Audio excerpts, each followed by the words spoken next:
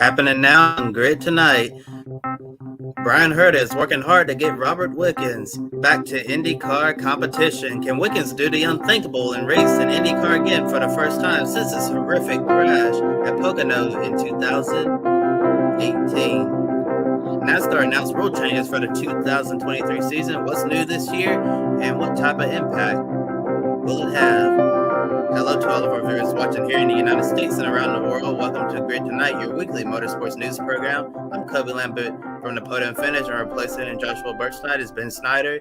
We encourage everyone to comment in the chat room below and ask questions. Now here's Ben with our top story this evening. Thank you, Kobe. Josh, we're wishing you well. Hope all the best for you. Happy to be filling in for you tonight. In an interview with Jenna Fryer from the Associated Press, Bryan Herta revealed that he's working on plans to enter Robert Wickens in the 2024 Indianapolis 500. This huge development comes as a surprise to the motorsports world, as we remember the last time Wickens competed on a high-speed oval. He suffered a serious spinal cord injury in a horrifying crash at Pocono Raceway in 2018. It was a long road to recovery and return to racing for Wickens, but he finally made it happen last year when the Canadian joined Bryan Herta Autosports' Hyundai Elantra TCR program in the IMSA Michelin Pilot Challenge. Co-driving with fellow countryman Mark Wilkins, Wickens won 2 races back-to-back at Watkins Glen and Canadian Tire Motorsport Park. Now this year, Wickens returns to the same series and same team, but with a different co-driver, Harry Gottsacker. In regards to a potential deal to bring Wickens back to the greatest spectacle in racing to drive an IndyCar, Herta told the AP he'd love to bring Robbie back to the Indy 500 and thought about doing it this year. However, they want to make sure they do it the right way with the hand controls technology for paralyzed drivers that hasn't been used in IndyCar before. In a statement, Wickens responded to the situation with the news beginning to spread on the internet. Photo taken by Chris Owens from Penske Entertainment. Some news came out today about the potential for an Indy 500 entry in 2024. My goal since my accident has always been to get back to the very top level of motorsport. Whether that will be IndyCar, IMSA, or some other form of racing, only time will tell. Now, IndyCar President Jay Fry told Marshall Pruitt from Racer.com that IndyCar is open to any driver racing with hand controls, but a Wickens 2024 Indy 500 entry would have to be approved and get the green light from a safety standpoint. One of the most notable drivers to use the hand controls is one of my all-time favorite sports stories, Paralympic gold medalist and former IndyCar driver Alex Zanardi, who raced with hand controls in the Rolex 24 a few years ago. So, Kobe, is Robert Wickens up to this challenge here? Well, Ben, we haven't even gotten to the 2023 Indianapolis 500 yet, and I'm already pumped for 2024's edition of the greatest spectacle in racing. Because can you imagine the storylines? You have Kyle Larson running the double Indy and Charlotte on the same day, and then the return of Robert Wickens. That would be very, very special. If anybody is up to the challenge, it's certainly Robert Wickens. This was some welcome news to come out over the Rolex 24 race weekend, and to see how they've actually been working on this for several months behind the scenes. Nobody knew that it was going on, but Bryan Herta has been working very hard to make this happen. Robert Wickens seems very excited about the possibility, and as he said in his statement, he wants to get back to a top tier, whether it's IndyCar, IMSA, or some other world. So Robert Wickens, he wants to get back to the highest level of motorsports, and I think that if anybody can do it, it is certainly him. And I'm looking forward to seeing what happens with this project moving forward.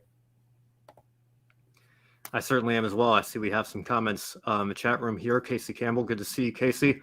I'll get to your question in a second. Day in my life, saying a feel-good story for the Indy 500. If this happens, shame Alex Zanardi never raced in the Indy 500. Just shame a lot of drivers never raced in the Indy 500. That was one of the worst things about the split in the late 90s and early 2000s. Casey asks, what do you think of Derek Kraus going to Young's Motorsports? I think it's an opportunity for him. Certainly probably not the quality of ride that he would want, with no disrespect to Young's, though they have won a couple of times in Talladega, so it certainly is still a good opportunity for Derek to show what he can do. And Adam Lemery saying Robert Wickens and Kyle Larson in 2024 Indy 500, that would be awesome. I completely agree. Looking at this potential entry list for this year's Indy 500 and then thinking about next year, if you could have Robert Wickens and Kyle Larson in the event, it would only continue to add to the buzz, and the greatest spectacle in racing would be even greater than it usually is. And it's been pretty great over the last few years anyway. Now, of course, thinking back to Pocono, we watched Wickens' journey back to doing what he loves the most, getting behind the wheel of a race car and competing in motorsports. But returning to the Indianapolis Motor Speedway at 2.5-mile oval at speeds over 220, 230 miles an hour, the danger level is real, but every driver understands the risk they take every time they put on the helmet. Wickens doesn't seem like the type of person to let fear stop him from reaching his goals of returning to a top series in motorsports. So, Kobe, considering his life-changing crash on a super speedway, are you surprised that Wickens seems willing to race on an oval again?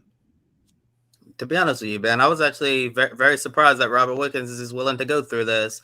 And I know back in the early 2010s, I'm sure we all remember that horrifying catch fence crash. It was Mike Conway. He went flying into the catch fence, suffered injuries, and then Conway actually returned to IndyCar. Then 500, and the car went up in the air again. Thankfully, not in the fence. But after Mike Conway went up in the air the second time in Indy, he was like, "No more. I don't want to do oval racing at all." And that's completely understandable. And look at the horrible crash that Wickens had at Pocono a handful of years ago. It would be easy to understand that Wickens said, "I never ever want to drive on an oval track again," because as we know, whenever you come to the Indianapolis Motor Speedway over 220 miles per hour, or just any oval in general, the danger level goes way up in an IndyCar, and you could very well go flying into the catch fence at the Motor Speedway. So it's certainly a major risk. But Robert Wickens, he doesn't to be scared of it. He seems to be embracing this, that he could do what many never thought would happen again, to see Robert Wickens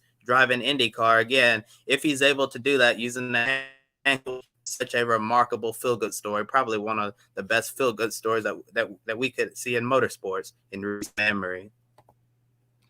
I've got to say myself, I'm not surprised. When I look at Robert Wickens' road to recovery and the journey that he's been on, I know Schmidt-Peterson for a long time, they had that 6 car reserved for when, not if, Robert were to get back in an IndyCar. I know, but this has been what he's wanted to do really ever since the accident. And, it seems like, I know we were getting a lot of, updates when, in the immediate months after the accident happened. It looks like he has some movement in his legs again, can take a few steps, but obviously nowhere near where he was before the accident. So it makes sense that you would bring some hand controls in here to allow him to race again, and hopefully they can do that. But, I always think back to James Hinchcliffe when he had his life-threatening crash at Indy 500 practice in 2015. And I think he said one of the first questions that he asked his doctor when he woke up was, "When can I get back in the race car?" And the doctor was really just taken aback by that question. Like, why would you want to get back in a thing that got you here in the first place?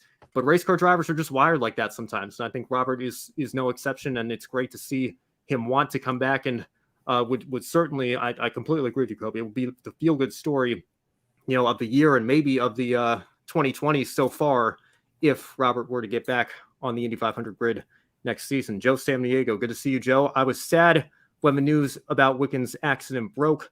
I was working at Alaska Raceway Park. The mood changed instantly as everyone was hopeful he would recover. And I got to tell you, I was watching that race live on NBCSN myself, Joe, and it was certainly a scary situation. I know that the mood on the broadcast definitely shifted and changed. I think NBC kind of showed too many replays of the accident. I think there's just the assumption now sometimes that the cars are so safe that drivers are going to be able to walk away. But that catch fence is a whole different problem when a car gets up there, and obviously it hurt Robert pretty severely, and it's been a long road to get back in a race car since then. But he's well on that path now, and hopefully there will be an opportunity for him to go bring it full circle and come back to the Indy 500 in 2024. Yeah, Ben, and I remember what I was doing that day as well. It was actually my move-in day at UNC Charlotte. I just moved in my things, and then I got my TV hooked up, and I was watching that that race, and I actually saw it happen. I was like, oh my gosh, and I actually called my mom to tell her about it, how horrible it was, and all of that. My mom's not really an avid watcher racing, but when something so significant like that happens, she'll pay attention to that, and it was just shocking to see. It was one of those incidents that you remember exactly what you were doing that day, like everything you were doing. Yeah, I haven't felt that way. Well, I guess I kind of felt that way when we saw Ryan Newman's crash at Daytona a couple of years ago. The only other thing I can compare it to watching it live was the Vegas tragedy with Dan Weldon. I wasn't watching the Pocono race in 2015 when Justin Wilson was killed. But of course, that was another very serious situation as well. A Day in My Life says Wickens was a rock star at the Indy 500 in 2018. He was a rock star all year. As far as I'm concerned, he arguably should have won his IndyCar debut at St. Petersburg. I know Alexander Rossi got together with him on a final on a restart in the final laps going into turn one in that race. Sebastian Bourdais, I believe, snuck through to take that win.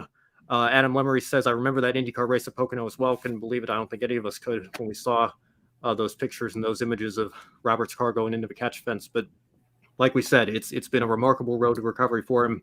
Hopefully, we'll see him at the Indianapolis 500 next year.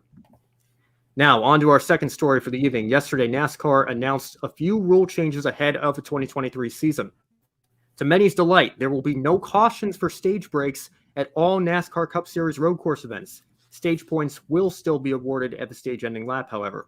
Since the introduction of stage racing, there's been plenty of criticism about the caution coming out for stage breaks on road courses because it hurts the strategic element and disrupts the flow of the race. Standalone road course events in the Xfinity and Truck Series will continue to see cautions from stage breaks, those being Portland, Mid-Ohio, and Road America. In regards to the detached wheel penalty, if it's lost on pit road, the driver will be forced to serve a pass-through penalty under green or restart at the tail end of the longest line under yellow. However, if a driver loses a wheel on the track, there will be a 2-lap penalty and 2-race suspension for 2 pit crew members. Also, rain tires will be available for the first time on shorter oval tracks with lower speeds. If it rains, we could see wet weather short track racing at the Los Angeles Memorial Coliseum, although I doubt we're going to get rained on there this weekend. Martinsville, North Wilkesboro, New Hampshire, Phoenix, Richmond, Milwaukee, and Indianapolis Raceway Park. Another major change, NASCAR is getting rid of the points requirement for playoff eligibility. In the Cup Series, drivers no longer have to finish in the top 30 in points to be playoff eligible. We talked through this a little bit when Corey LaJoie nearly won Atlanta in the Spire car last year. For Xfinity and Trucks, those drivers also won't have to finish in the top 20 in points anymore if they want to earn a postseason berth. Unless they're granted a special waiver, all the drivers have to do is attempt every race in the regular season to have a shot at going to the playoffs if they win a race. Both graphics in this segment courtesy of NASCAR. Kobe, what's your general overall take on these new rule changes here? Well, Ben, let me pull up the graphic here. I'll just go through what I think is important. In regards to no cautions at the stage breaks at road courses, I'm very, very excited about that.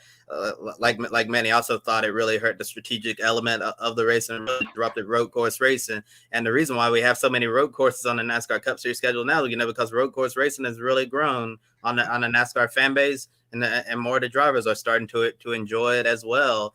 And I think the stage breaks have really hurt the overall on track product on the road courses. So it's a welcome surprise to see that they're gonna keep the race continuing moving forward and open up the door for some interesting strategies that previously made NASCAR road coursing very, very entertaining. And maybe that this is a trial run, and if it works well on the road courses, I know a lot of people who don't like the stages will probably be hoping that in 2024 they'll announce at all races there won't be any cautions at the stage breaks. I think a lot of people will really, really appreciate that.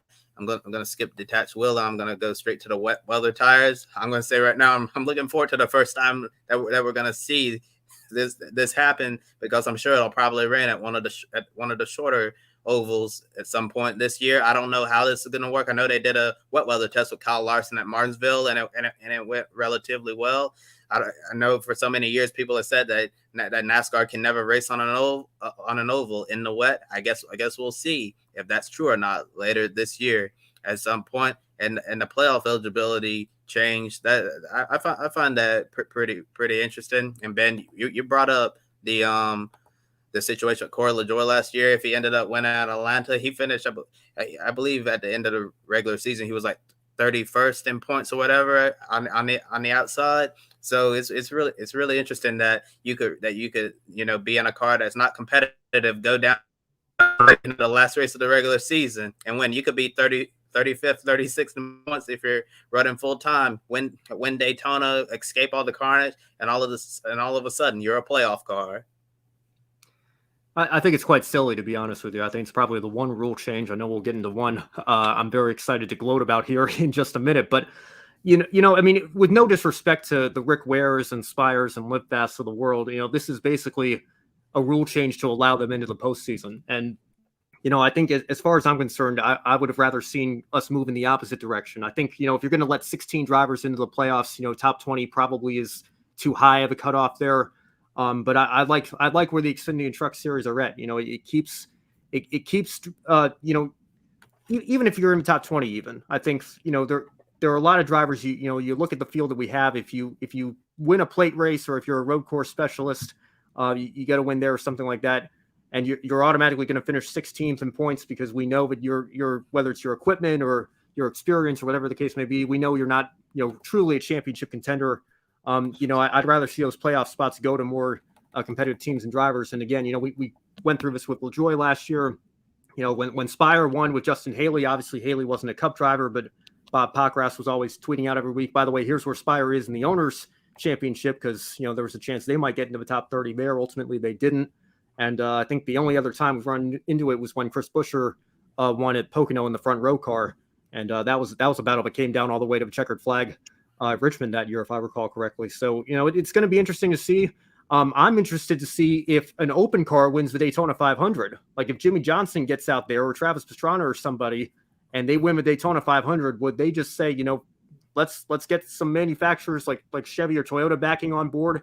Let's throw some money at it, and let's see if we can make a full season run and sneak into the playoffs here, because we no longer have to be in the top 30 points. We just have to run every race. That might be an interesting scenario as well. Adam Lemery says, could we see a caution-free race on a road course?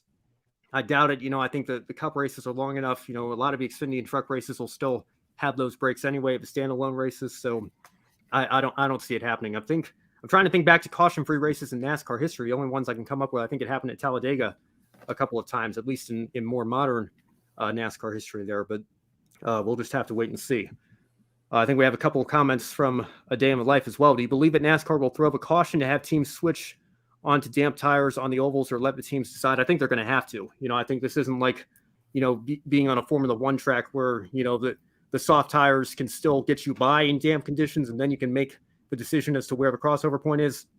I think it's going to be pretty clear pretty quickly when weather's in the area and when you're going to have to make that change. And also, you don't want to repeat a situation. Obviously, Daytona isn't one of these tracks, but you don't want to repeat a situation like we had at the August race or summer race there this year, where it rains and it's too late, and then you have basically the whole field going into the wall and running out of control. So I think they'll probably throw the caution, and we'll see what happens there. There's that old picture that gets brought up all the time of Terry Labonte, I think, testing in Martinsville many years ago. So I know this has always been in NASCAR's mind on the short tracks or flat ovals. Could we maybe do it? We'll see if they can pull it off. Day in the Life also says, do you know if the RTA had a say on the top 30 in points rule being removed? I personally don't, Kobe. I don't know if you want to chime in there if you've heard anything, but I didn't see that come across in these rule changes here myself. No, I haven't heard anything about that either. All right. Well, maybe we can get an answer on that and get back to you on that one. Now, Kobe, unless you have anything else to add here, I want to get into the next part of this segment. As some expected, we won't mention any names here, but I don't think I was the only one. NASCAR banned Ross Chastain's so-called Hail Melon move that he used on the final lap last year at Martinsville Speedway to advance to the championship 4. NASCAR said any violations deemed to compromise the safety of an event or otherwise pose a dangerous risk to the safety of competitors, officials, spectators, or others are treated with the highest degree of seriousness. Situations that fit in this category will be handled on a case-by-case basis. If any driver attempts the so-called Hail Melon, they'll be issued a time penalty for an unsafe action. Kobe, I don't think I need to explain how I feel about this, so I'll just hand it over to you. Were you also in the group of people who thought that this ban was inevitable and in a lot of ways needed to happen? Yeah, I was also in that group of people. I think most of us were here at Grid Network. If you look at the wrap up show for that race at Martinsville, we talked about how crazy that move was. It was the Hail Melon heard around the world. Got a lot of local attention here where I'm from, and got a lot of national attention across the country, and even international attention with outlets in other countries picking up the Hail Melon and what many described as a video game like move. I had a feeling that it would just be a one-time thing. What was something so crazy that you could appreciate just one time, and it looks like the Hail Melon is just going to be a one and done situation. But while it might have been really cool to see at the time, we also talked about the safety concerns, like what got like into the crossover gate right there, and then something really, really bad could happen. So I support NASCAR making this rule change, to prevent a potentially dangerous situation for the drivers and the spectators in the stands alike. And I'll leave it at that because I know somebody who wants to take a victory lap. This is the second greatest day in Grid Network history as far as I'm concerned. Number one was Saturday. Great job on the Rolex 24 pre-race show again. Everybody involved with that. I know, Kobe, you were part of that team. That was a great day for us, but this is a great day for me. This is, as far as I'm concerned, the biggest W I've ever had in my young motorsports media career. Listen, I reposted that clip from the wrap-up show on my own channel, Kobe, as I usually do for some of the highlights, just to try to get the word out there as to what we're doing here at Grid. And this one picked up some steam. It got dislike bombed. I got comments from people saying, I've been a fan for 40 years. They've been riding the guardrail at Darlington for my entire lifetime, and you're an idiot. And they used the wrong "you're" as well. So how do you like that? But I got to tell you guys, I think David Land was actually one of the ones that put this perfectly. You can acknowledge that this was one of the greatest things we've ever seen. It put NASCAR into mainstream recognition. It was a number one play on SportsCenter's top 10. It was a fantastic think outside the box move that saved Ross Chastain's season and nearly won him a championship. I was expecting him to come around the final corner of Phoenix on Joey Logano and do it again. I mean, he was right there. And that would not have happened had he not done this. We can acknowledge all of that and also acknowledge that it can never happen again. And it's not just for the safety concerns like you mentioned, Kobe. What does NASCAR look like if this is a sport where we now know that works? We now know that gains you 2.5 seconds, whatever it is. And on the final lap, even if there is no crossover gate, even if there are no safety concerns, and this is theoretically a sport where, it's 100% safe 100% of the time. I know we're absolutely never going to get there. That always seems to be in the back of our minds. But even if that were the case, what kind of look is it if you have 6 cars doing that, to try to gain 4 spots on the final lap? And I mean, it just, I don't know. It cannot happen again, in my opinion. It's something that NASCAR needed to come down on, that we needed to say, this is like the T-Rex car that Jeff Gordon drove all those years ago. That was super, super impressive and great. Good on you guys. Don't ever bring that car back here again. Don't ever ride the wall at Martinsville again. But to everybody in the comments sections, to everybody that dislike bombed the video, turns out I'm not stupid. I actually know what I'm talking about. I called it. I told you this was going to happen. It has happened. And like I said, second greatest day in the history of Grid Network, as far as I'm concerned. Kobe, I'll turn it back over to you. Yeah, and I will start off with this comment here from Dan Alive saying, do we really think we would see a bunch of cars right the wall at Martinsville? Well, Dan Alive, I believe you were in the chat room for that wrap-up show we had in the fall after the Hell Melon, and when we were talking about how it would make, as Ben, you alluded to, how it would make NASCAR look like. If Ross Chastain tried it, if NASCAR and banned it, what's going to stop somebody from trying it again this fall? You have 2 laps to go. You're in overtime. Your season's on the line. You're in second. So what are you going to do? You're going to try to ride the wall and do the Hail Mary and do what Ross Chastain did. But now we're obviously not going to see that ever again at any racetrack. And it was a good one-time thing that we can appreciate. It was a really, really great moment, probably one of the greatest moments that we've seen in NASCAR in recent memory. Justin Marks actually sent out a tweet earlier this morning in light of this and said, with how durable these next-gen cars seem to be, 90% of the parts in that car are still usable, which means if we were to take this car and preserve it as a show car for the moment, it would cost Trackhouse hundreds of thousands of dollars. I think he said in the statement that's what they're going to do anyway because it was such a big moment for the team. But, if that's the case, then, day in my life, I think if the cars are that durable, if there wasn't that much damage after all, yeah, I think you talk about some drivers, in a similar situation, especially if it's a playoff cutoff race again, it's proven that it works now. And drivers see that, they pick up on that. We saw it in the turn from the 2000s to the 2010s when, we had tandem drafting start to take off. By the time we got to 2011 in the Gen 5 cars, the car of tomorrows, everybody was doing it, and you had to do it in order to keep up. So, you wanted to avoid a situation like this with this move. I think like I said, it was inevitable. A wall ride ban had to happen, and I applaud NASCAR for making it happen. Our own Joe Samaniego says, the one positive I feel we saw the pure joy of victory from Trackhouse and not wrecking cars and fights after the race. Yes, again, you can acknowledge all this. It was a great moment for everybody involved. It was Trackhouse and for Ross Chastain. And by the way, let me be unequivocally clear. This never was, is not, and never will be a criticism of Ross Chastain. All credit to him for thinking outside the box and making that move.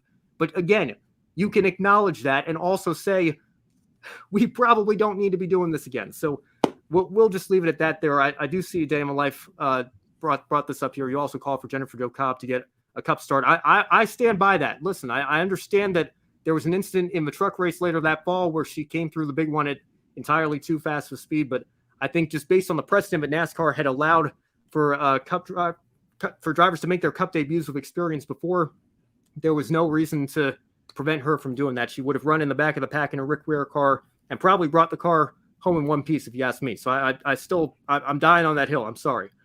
Joe says, overall, it's good that NASCAR banned the move. It happened. We don't have to worry about what-if scenarios with that move. Completely agree with you. And Casey, again, good to see him in chat. I'm glad I was part of the greatest day in Grid Network history. Yes, we're still very thankful for everybody who subscribed following our Rolex 24 pre-race show. So thank you all who have stuck around for that. I see we've got a good number of people watching this show right now. We appreciate the support. We're going to continue to build on that as the 2023 season moves along here. Now, finally, some other notable rule changes. The choose rule will be used, or the choose rule that is used rather for determining restart order will expand to the super speedway and dirt races. The restart zone for the first 5 races of the year will be increased by 50% in length. NASCAR officials said they'll assess the situation after Atlanta to see if they'll continue with the longer restart zones or not. The damaged vehicle policy, or DVP for short, will have a 7-minute repair clock for work to be performed on pit road. Tow links will be able to be replaced during this allotted time. Let us know in the chat below or on the side of your screen if you're watching us on desktop. What are your thoughts on all of the rule changes? And thanks again, Day in My Life, for the support. And next, here's some more news from around the motorsports world. Tragedy struck on Sunday in Mexico when NASCAR driver Max Gutierrez and his brother Federico Fico Gutierrez were involved in a terrible car crash. Max was airlifted to a hospital in Mexico City with non-life-threatening injuries, while his brother sadly passed away. 17-year-old Fico Gutierrez was considered a rising star in the Mexico Truck Series, the same series where Max won the 2018 series title. In a statement right here from Rick Jones Racing, they said they offer their deepest sympathies to the Gutierrez family for the loss of their son, Federico. Fico was not only a fierce competitor, but also a friend and forever a member of our racing family. He will be sorely missed. Our thoughts and prayers remain with the family, but also with Max during his recovery and grieving process. And also, Grid Network sends our well wishes to Max Gutierrez as he recovers from his and deepest condolences to the entire Gutierrez family as they process this sudden and shocking loss. Stewart-Haas Racing Xfinity driver Riley Hurst will make his NASCAR Cup Series debut in the Daytona 500. Hurst will drive the number 15 Ford Mustang for Rick Ware Racing. Sonny D is coming on board to be the primary sponsor for the Great American Race. With the number 15 having a charter, Hurst is already locked into the race. According to Bob Hawkins from Fox Sports, this deal will see Hurst also compete in the other super speedway races too. Graphic courtesy of Rick Ware Racing. Time partner Indiana University Health will debut mobile medical facility beginning tomorrow at the preseason test at the Thermal Club near Palm Springs, California. The transporter with double slide outs will provide an environment for consistent care during each IndyCar and Indy Next event. In the past, the IndyCar medical team used a combination of a mobile trailer and the facilities available at the venues that host the events. With significant upgrades to the medical unit, IndyCar believes they can better serve the growing paddock. Some of the features in the new IndyCar includes 4 functional areas, one with 2 hospital beds, equipment needed to care for patients with urgent or emergent needs, including a portable x-ray machine, a resuscitation cart, and assorted orthopedic supplies, workspace for the doctors and nurses who travel with the series, meeting areas for patient consultation and emergency updates, plus video feeds to enable the staff to monitor the on-track action. Photo you see, courtesy of IndyCar. NASCAR announced the races that'll be part of the Triple Truck Challenge in the Truck Series and the Dash for Cash in the NASCAR Xfinity Series this year. The Triple Truck Challenge will occur at Charlotte, Gateway, and Nashville, while the Dash for Cash events will take place at Richmond, Martinsville, Talladega, and Dover. Graphics courtesy of NASCAR. The Superstar Racing Experience SRX announced 3 drivers will run full-time and chasing the SRX title this summer on ESPN Thursday Night Thunder. Brad Keselowski, Ryan Newman, and Hailie Deegan will compete in all 6 SRX races, while Denny Hamlin will make a one-off appearance at the Stafford Speedway. NBC Sports reported the numbers from the IMSA Rolex 24 fair coverage across NBC and USA Network. Viewership for the Rolex was up by 28% in average, 360,000 TV-only viewers. All 5 TV windows on NBC and USA Network were up compared to last year. Graphic courtesy of NBC Sports PR. And I certainly also want to personally extend my condolences and best wishes to the Gutierrez family. I know that is an unimaginable tragedy, and we're certainly hoping and praying for the best for you all right now. Adam Lemery says, "I'd like the NASCAR rule changes. Bring on the clash at the LA Coliseum." It's hard to believe. It feels like the checkered flag just dropped at Phoenix. Here we are again, getting ready to start the NASCAR season. We'll see how these new rule changes look when we actually get to see them out on the track. Now, taking a look at our upcoming Grid Network schedule here. On Friday, Women in Motorsports will be back with a full recap of the Iron Danes' performance in their IMSA debut. Saturday, Grid Live pre-race at noon Eastern will kick off the 2023 NASCAR season in Los Angeles and preview the Liqui Moly Bathurst 12-hour. If you're headed to LA this weekend for the Clash or interested in going there in the future, we encourage you to check out our Race Vibes LA video for the sights and sounds of the City of Angels. Link to that is in the description box below. Monday night, Grid Live wrap-up will recap the NASCAR Cup Series Busch Light Clash and the Bathurst 12-hour.